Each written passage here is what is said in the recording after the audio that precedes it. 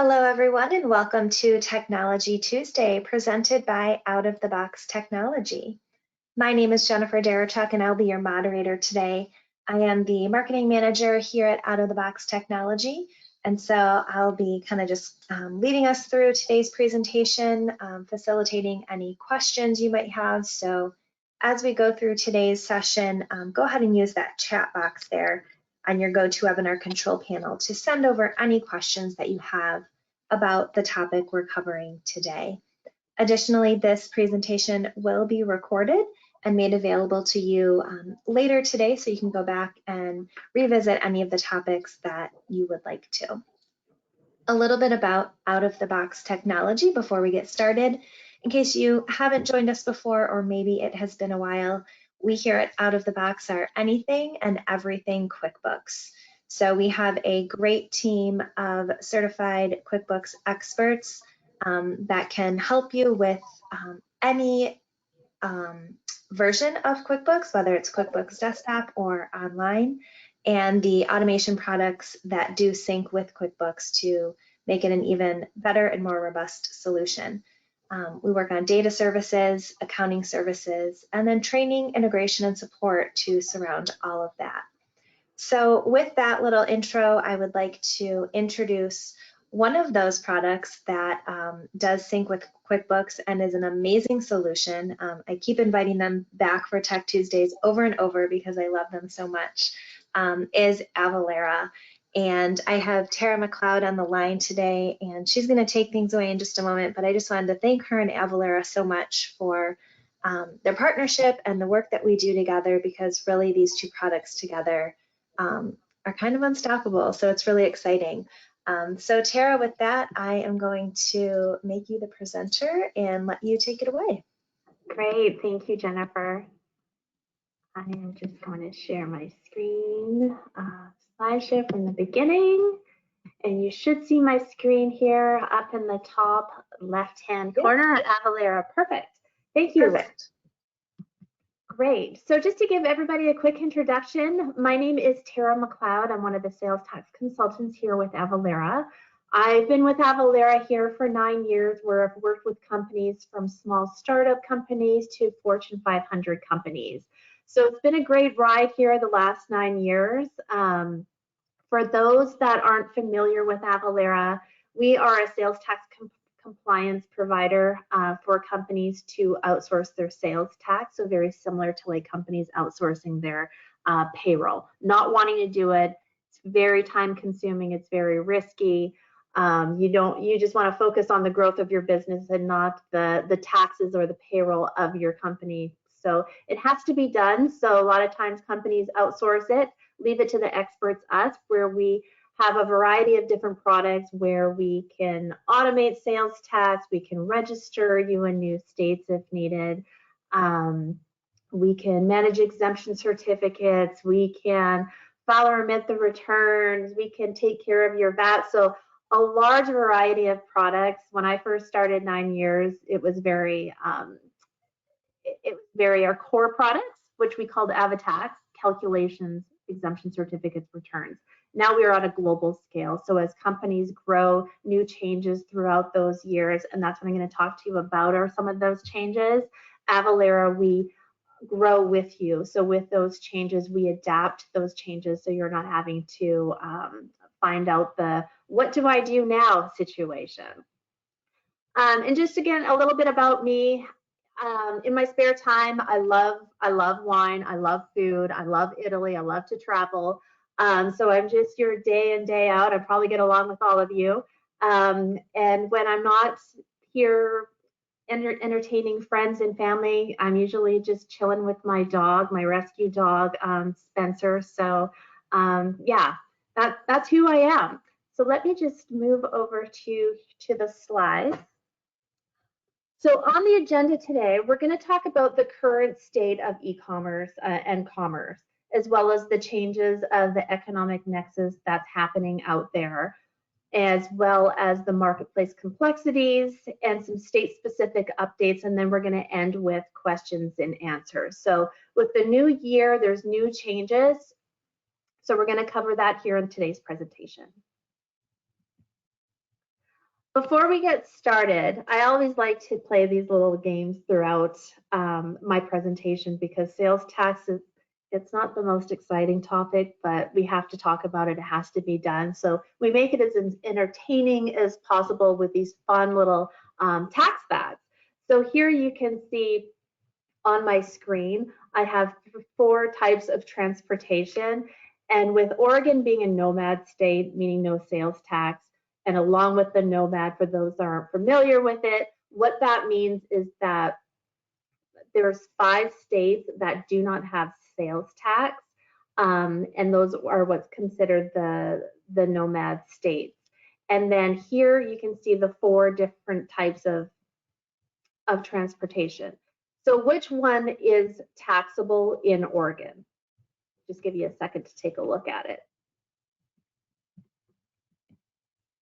So here, if you guessed bike, you're absolutely correct. So it's kind of a funny fact because with Oregon being that state where, you know, they want to be everybody ride bikes. We got to protect the planet. We got to protect the environment. So you think riding a bike, they would have everybody pushing towards that. Meanwhile, they're going to charge taxes on bikes. So it doesn't really make any sense. It's kind of fun. So let's talk about the current state of the commerce here. With this presentation here, I'm just going to, sorry, I got to move up this little box here. Digital Commerce 360 did this survey last year, and you'll see 4 different types of numbers here. And it's just kind of showing you the spread of the commerce where we have a total of retail sales versus the economic or e-commerce sales and what the money was spent. So it was up in 2021. And then if you kind of take a look down to the right side of the screen, 2.7 was the global economic growth prediction. So it was down. So it'll be interesting to see how 2023 plays out, but this is some interesting facts on the money that is spent in commerce for e-commerce and in stores. And I know if you're like me, you're probably guilty where you're purchasing products online. So that spend is adding up for the in-commerce versus in-store. I find it funny how my kids, they're older, 21, 24, and they're so old school, like that generation gap where they do not go into stores. They'll only be shopping on e-commerce sites because it's very easy. I, on the other hand, like to go into the stores. I like to touch it. I like to feel it. I like to compare things just to get that full experience. But the way the demographics is going, everything is kind of going to the e-commerce. So that being said, as businesses selling your products, you're having to think outside of that brick and mortar way where you're going to be selling your products differently. If it's going to be on an e-commerce side, if it's going to be on a marketplace, if you're going to be selling on Amazon, Etsy, eBay, there's all these different growing ways of going to the market. So just something to take a look at with the numbers and the predictions of what's going to be happening in 2023. All right, I know we're all experiencing it in one way or another with inflation and supply chains issues. So we're going to talk a bit about that on how that adds in with sales tax, because as inflation happens, it also inflates the sales tax that these states are getting. So here you can see on the right side of your screen the inflation over the past few months. So it's just crazy how food, how energy, medical, vehicle, it makes us second guess on how we're spending our money these days and what we're going to be doing. Like, are you going to be purchasing that house or purchasing that car? Do you want to take out the loan? Because now you're going to be paying high interest rates on that loan. So a lot of times what states are doing are trying to tweak tax holidays or reduce the gas taxes to ease the burden. So for like me, I'm in Arizona, which is which is a destination state where people go to travel to. Right now, we're starting to host a lot of big events, the Super Bowl in the next couple weeks, and it is just all over the news on taxes and how the prices of food, restaurants, hotels are just going up because now these states want to grab as much revenue from the sales tax based off of the events.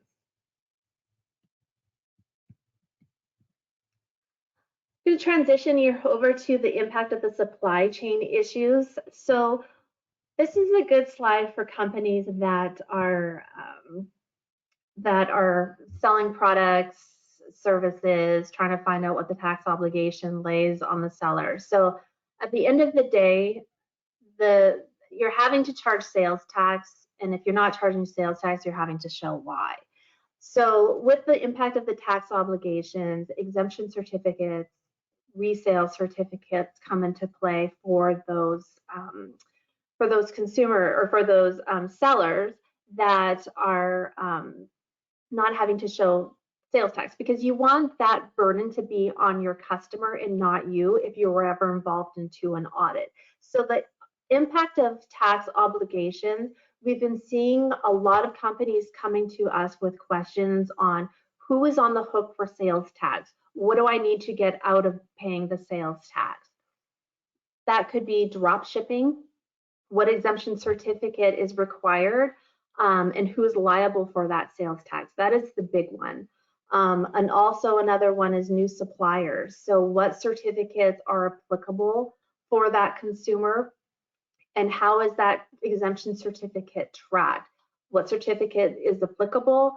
Does it expire? When does it expire? So just know that with the Avalara solution, we automate this process where we can give you the advice and the certificates on which ones to use. Because a lot of times what happens when companies transition to a manual way of keeping up with their exemption certificates to automating it, we take a look at all those certificates and we upload those. Oh my gosh, we've seen companies that have a gun license, a 1099, thinking that's an exemption certificate when it's clearly not. So this just makes sure that, again, at the end of the day, the liability is lying on your customer and not you. So we treat these certificates as it's like money, it's currency. So you just want to make sure that they're up to date and valid at all times. All right, so the latest of the economic nexus, just to give you a quick overview of economic nexus for those that are not familiar with that. What this means is that of June of 2018, South Dakota passed a ruling saying that if you're selling in my state, I want to collect the revenue in that state. And this was the Wayfair decision that had passed, and so it has conducted 88% of businesses change the way they do business. So a lot of companies are having to figure out, what are our tax obligations in any of these states? Do I need to register? Have I met that economic nexus threshold? How do we go about it? So again, Avalara, we track this. We have a process for this for you where we can determine if and where you have economic nexus, how to register, how to collect the sales tax and remit the sales tax in those states. But it is a very important factor that everyone that is selling in the US that needs to pay attention to, because all 45 states has an economic nexus threshold rule, and it varies from state to state. So it's your obligation to collect and get registered in those states if you've met that threshold. And then here, just showing you a breakdown of the economic nexus threshold. So every state's different, and it gets very complex and confusing for companies that don't know. I mean, you're focused the growth of your business, what your business does, how you're growing it, not the sales tax, not where you're having to collect and register tax. So it makes it very confusing and frustrating and hard because you don't know what you don't know. So here's just to kind of give you an overview of the thresholds by the state. With California, they have a threshold of $500,000. And then if you kind of take a look over next door to Nevada, they have a threshold of $100,000 or 200 transactions. So again, every state's different, as well as when this economic nexus threshold went into play. So again, it's not like it all happened overnight all at once. This gradually happened over the courses of 2 years. And then here down below, you'll see use our free tax risk assessment. Some good news for all of you on the line if you're interested to see if there's a risk factor, if your company needs to be registered in any other states. We do have a tool that's a free risk assessment that will determine if you have economic nexus in any threshold. So at least it gives you the baseline of knowing today if and where and why I have sales tax, and then your business decision on how you want to go about that, but cleaning it up. But we'll be able to provide that free assessment for you. All right, don't shoot the messenger here. What I'm showing you here is basically just another layer of economic nexus threshold. So this slide, it looks like a jigsaw puzzle of the different colors. And what this is laying out is that as effective of January 1st, the beginning of the year, there's now having to take a look at marketplace sales. So if you're a company and you're selling on a marketplace, so that could be, again, Amazon, Etsy, eBay, one of those marketplaces, you're now having to track those sales, or which are gross retail sales, taxable sales into that state. So this is another layer of economic nexus threshold. So you're having to incorporate those marketplace sales in some states. With the home ruled economic nexus, so for those that are on the line that are in Alabama, Louisiana, Colorado, I'm sure you're all familiar with the home rule rules. So what that means is that these states have their own rules associated. So basically they can make up however they want to tax for those rules. Colorado is the most complex state out there. I would say it's like a country of its own, and there's no rhyme to reason on how they come up with the rules on what's taxable, where it's taxable, and how it's taxable. We talk to a lot of companies that are just in Colorado, and they're selling their products only in Colorado, but it's so complex because they don't know, okay, well, now I'm selling in Boulder, Colorado. How do I tax this? I mean, I'm going to have to do a separate filing and return just for that local jurisdiction.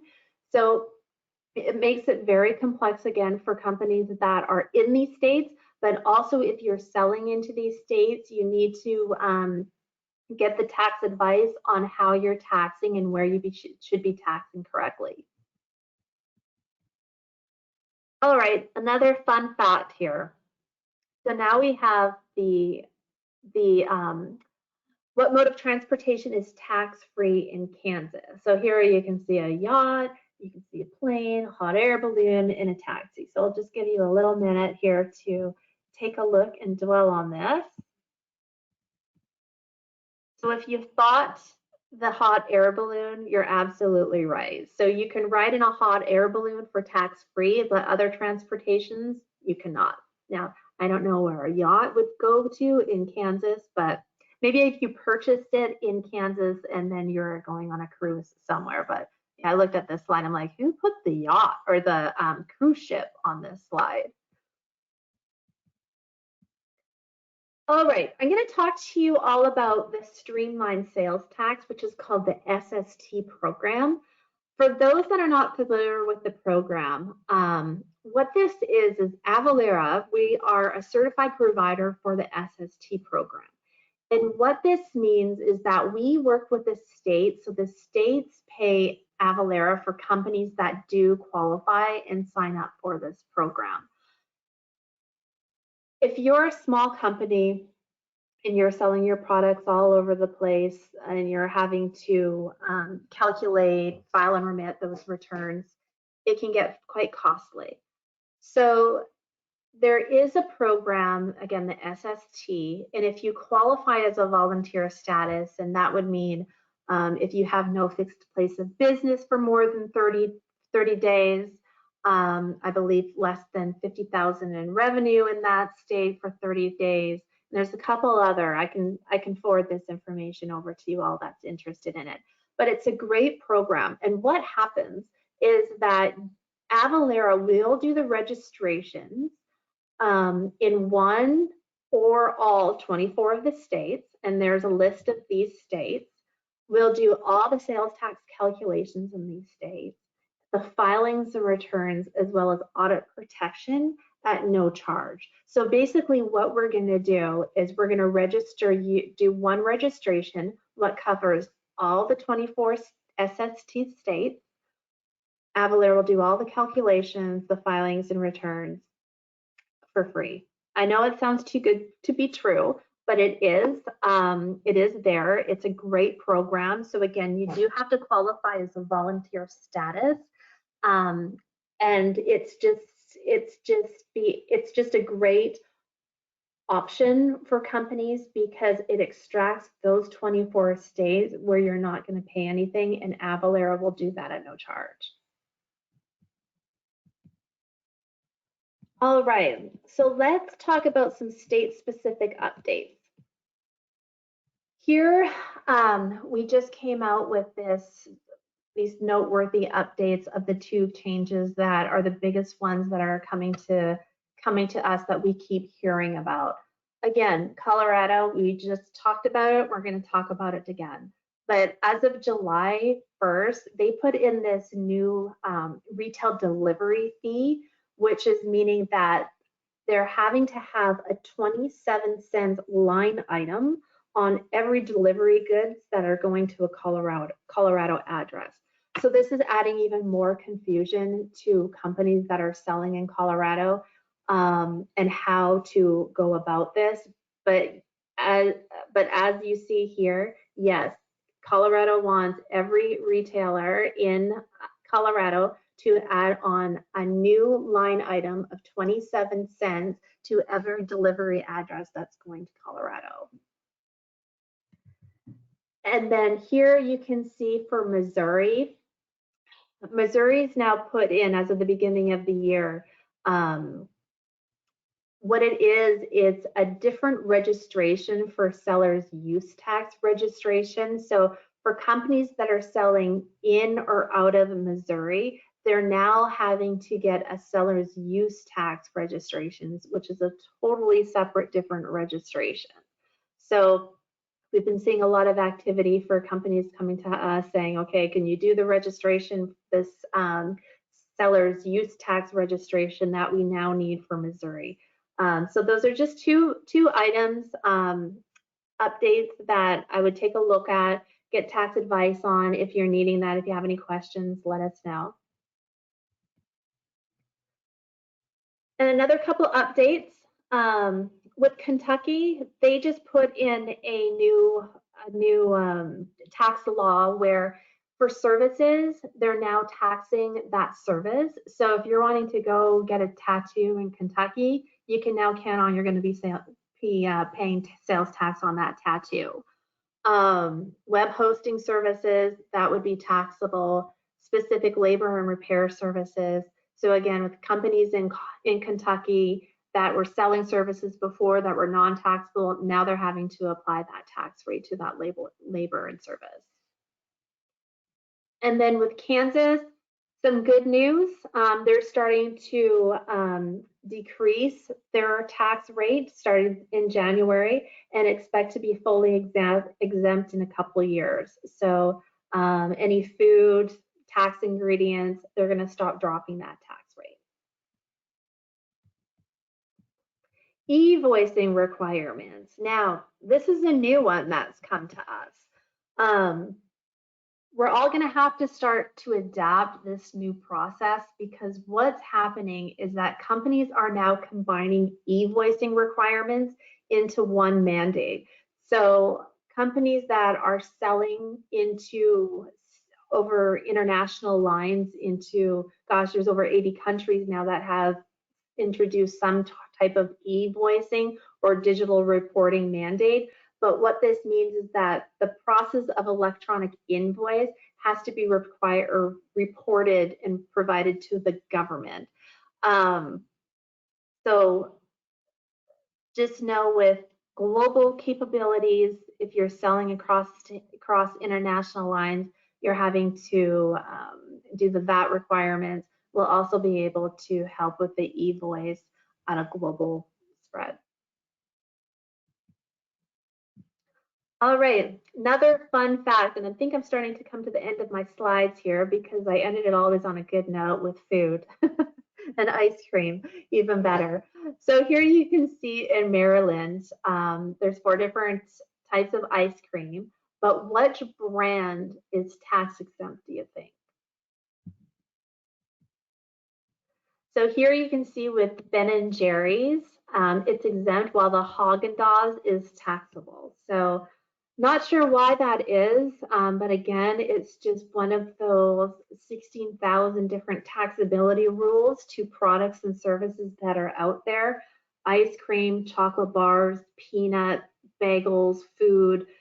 It goes from food, it goes to services, it goes to software companies, it goes to manufacturing and distribution. So it really doesn't matter at the end of the day what you're selling, and you're just having to know how to sell it and how to manage those taxability rules to the products and services of what you're selling and where you're selling it. So that, Jennifer, conducts my presentation, short and sweet. But I just wanted to open it up if anybody has any questions, information that I can provide. Great, Tara. Thank you so much. I always find it so interesting when you share some of those extremely unique rules that are out there, that it's kind of like, how would you as a business owner know? So, you know, that just speaks to the value and importance of having someone like Avalara come in alongside a business owner and make sure that they're staying compliant. So I love those examples. It's really a cool aspect. Yeah, it was fun. When we had our Irvine office, before we had to close a couple of our offices down in 2020, COVID, hate to say that C word, but on our walls there, it was just all the facts of taxability rules. It was really cool. And you can always learn something, right? Like just reading these rules, it's like, how, and who makes up these rules is what I want to know. Yes, yes, absolutely. So I'd like to open it up for questions. At this time, I don't see any in the chat box, but if anyone in the audience has a question, maybe you ran into a situation where you're not sure where that came from, or what the right answer is, like definitely drop that in. We'll see if we can get something from Tara, or just any questions about what we've covered. I'll give it just a second. But Tara, maybe you can kind of talk about if someone on the line is interested and is like, yeah, I need help. We deal in all different states and these rules are, you know, all over the place. What should we do? Yes, great question. So what my takeaway on that, the most important piece for a business owner and a company to do is know where you have nexus. That is the takeaway for today. With that being said, we can do that free Nexus study. I can pass that information on to you, Jennifer, and you can share it with the group. Or I believe if you just go on Avalara's website, we have it listed on our website as well. But it is a free tax risk assessment to just give you that baseline, because you want to make sure you get the horse in front of the cart. And there's been so many changes from 2018 up to today, with economic nexus thresholds, and then COVID added some rules into there. So we're people having to know where they have nexus. So at least they'll give you the baseline. Once you know, Avalara, we'll give you the tools. We can get you registered in those states. You can get registered on your own, but at least you'll know where if you're involved into an audit, you don't want the auditor coming to you before coming to you first. So you just you got to get registered and start collecting and remitting in that states where you have that obligation. And then streamlining it. I mean, our solution, we streamline sales tax. So this just automates the sales tax through QuickBooks. We have that pre-built integration into QuickBooks, as well as 1,800 different ERP point of sale e-commerce platforms. So it just lets companies focus on the growth of their business, of their day-to-day, while the tax is handled on the back end of it. So chances are everyone on this call has used Avalara on the back end, where they've purchased something from, say, Amazon. If you purchase something on a website, I would say you are using the Avalara solution probably 90% of the time. Interesting. That's pretty cool. Yeah. I always have fun with it because one of our features with our AvaTax calculation engine is that we do the address validation. So when companies put in, or when customers put in their address, you'll get a pop-up window that says, oh, you put in this address, but this is the correct address. Because when we do the calculation, we're taking a look at that address and pinpointing it. So we're using the latitude, longitude for that rooftop. So we don't go off zip code to find a tax rate, because you can have 9 different tax rates in one zip code. We're taking a look at that address and pinpointing it. I do remember learning that in a previous webinar about that, which is really, really interesting, that even within the same zip code, there can be differences. So yeah, Colorado again is the one that that will have up to 9 different tax rates. It will go from 4% all the way to 9%. So there's a big discrepancy depending on what you're selling. If you're selling a large priced item and you incorrectly calculate that rate, it can cause customer service satisfaction, or if you're involved into an audit, you got an audit trail that you need to clean up. Sure. So if a company registers in multiple states because they might have Nexus, is there a risk of like increased vulnerability for audits if you're kind of in too many areas that you don't need to be? Or is it better to be there just in case?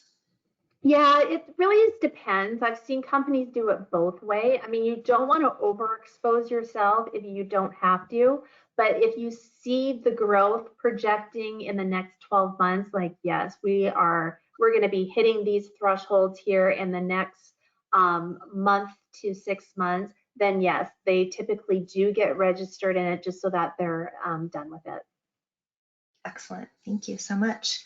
Well, I think that's all of the questions. Again, we'll have some follow-up information going out to everyone on the line today with a link to this. I'll include information about that free tax risk assessment, and then our contacts over at Avalara. So if you have more questions but maybe are shy on the line today, we can definitely continue that conversation. So. Right. Tara, thank you so much. I really appreciate your time. I know it's a busy time of year and a lot going on, so we appreciate you coming on with us today and just presenting this information, because it is really important, really valuable to every business owner, really, to be honest. So thank you so much. Thank you, Jennifer. I appreciate it. Have a good rest of your day. Of course, you too. On behalf of Out of the Box Technology, we thank all of you attendees for joining us today. I know it's a busy time for all, and so we appreciate you hopping on the line with us. Here's our contact information if there's anything we can answer for you about either today's presentation or, once again, anything and everything QuickBooks.